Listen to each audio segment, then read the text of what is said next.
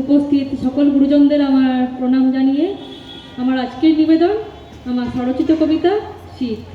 যেহেতু শীতের রেশ এখনও সেভাবে কাটেনি এবং সরস্বতী পুজো পেরিয়ে গেছে এই কয়েকদিন হলো, তাই সেই উপলক্ষে আমার নিজের লেখা একটি ছোট্ট কবিতা শীত। শিশির পড়া হলো শুরু হেমন্তের আগমনে, কুয়াশা আসছে ঝাঁকে ঝাঁকে কার্তিকের এই ক্ষণে, ঘাসের উপর জমছে যখন শিশিরের এই পরশ, সূর্যি মামা মুচকি হেসে দেখছে তখন এসব।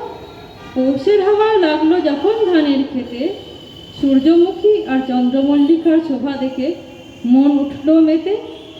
চড়ুই ভাতি করার জন্য মন হলো উতলা, নবান্ন উৎসবের আনন্দে সাজছেন দেবী অন্নপূর্ণা। পৌষের আভাস মিলল যখন হেমন্তের পদার্পণে, পৌষ সংক্রান্তির ভিড় জমল তখন গঙ্গাসাগর ধামে।